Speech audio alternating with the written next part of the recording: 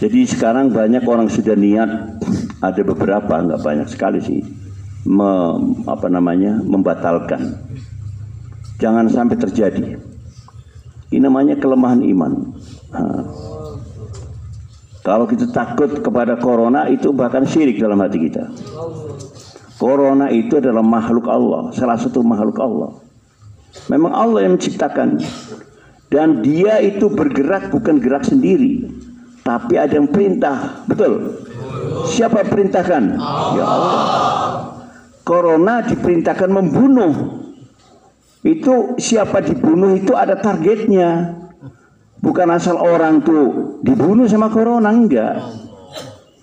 Jadi kalau memang dalam tulisannya tidak dalam daftar yang dibunuh oleh corona, walaupun datang ke Pak Kato, datang kemana saja, ya nggak akan mati. Tapi kalau sudah tertulis kita dibunuh sama corona, karena takut corona di sana, corona bisa datang ke rumah kita. Ya jauhlah ke rumah kita. Jadi kita nggak usah kita menghindar, ya kan.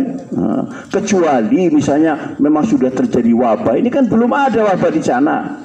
Kalau sunnahnya Nabi itu kalau sudah terjadi wabah nggak boleh ke sana. Yang di sana nggak boleh ke sini, kan begitu. Kan belum ada. Dan alhamdulillah mendapat dukungan dari pemerintah, dari ulama, berjalan lancar. Nah, saya ceritakan sedikit ke waktu kami dari Banten kemarin, sosialisasi istimewa ini dari Banten, malam 2 malam yang lalu. Kami kembali ke Al-Mutakin, markas, di perjalanan jalan tol kami dihentikan, ditelepon. Tolong Pak Musyiddin berhenti di rest area, akan saya jemput. Rombongan kembali ke Ancol, saya dijemput ke Bogor, dekat puncak sana. Di sana berkumpul para petinggi negara Republik Indonesia. Saya kaget juga, ada yang kenal, ada yang saya nggak kenal. Di sana kumpul musyawarah untuk apa? Musyawarah mengenai tentang ikhtilaf tabligh dan istimewa Pak Kato. Bukan musyawarah yang lain. Mereka sudah tahu cerita-cerita itu tentang ikhtilaf, tentang istimewa, tapi ingin dengar langsung dari penanggung jawab Indonesia. Maka saya diminta menjelaskan tentang istimewa ini dan tentang ikhtilaf ini. Pertama saya jelaskan tentang ikhtilaf. 1 jam saya bicara. Saya jelaskan detail. Setelah mendengar penjelasan saya, beliau-beliau itu masuk ke dalam di satu ruangan yang lain, musyawarah. Kira-kira 10 menit kembali. Nah, mereka mengatakan, Pak Musyiddin sampaikan kepada penanggung jawab yang lain dan teman-teman dakwah semua, bahwa kami dari pihak kami negara istilahnya mendukung tabligh yang syura alam. Takbir. Itu. Jadi saya heran, ya kan. Yang kedua tentang istimewa Pak Kato, teruskan. Kami membackup pelaksanaan daripada istimewa Pak Kato. Sehingga waktu itu juga diperintahkan kapal-kapal PNI bergerak. Sebenarnya nggak semuanya rutenya ke sana, tapi digerakkan dari timur, barat, selatan, semua ke arah sana untuk membawa jamaah-jamaah yang akan hadir di sana. Jadi nggak usah ragu, saudara-saudara, ya kan. Kalau sudah takdirnya hidup ya hidup, takdirnya mati ya mati. Kalau misalnya ke sana, misalnya mati, apa sebabnya yang lain atau digigit corona, ya kan, ya mati syahid, masuk surga langsung.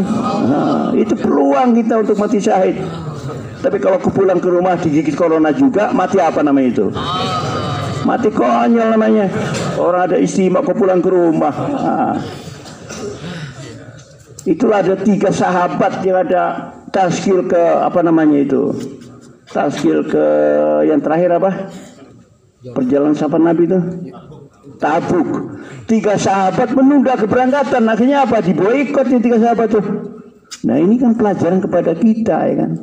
Jangan sampai kita diboikot sama Allah SWT gara-gara takut corona pulang ke rumah. Bersedia insya Allah mulia. Nah ini kepada santri-santri nih, ya, santri-santri ini calon ulama-ulama, calon dai-dai. Yang saya paling bangga itu pesantren ini, pesantren maksud hidup. Nah Nggak ada di dunia nama kayak gitu, nggak ada, cuma satu di Magelang ini, di Payaman ini. Pesantren Maksud Hidup. Nah, jadi waktu saya kemarin ke istimewa di Rewin, saya terkejut dan saya terus terang saya nangis gitu. Kenapa? Saya baru paham apa itu maksud hidup. Padahal dari dulu sudah dikasih tahu maksud hidup, maksud hidup. Nah, waktu itu saya menyempatkan diri silaturahmi kepada Maulana Umar. Maulana Umar itu adalah mudir pesantren Madrasah Arabia Rewin. Saya datang diminta ke ruangannya. Kalau di sana itu nggak tahu, saya di sini ya.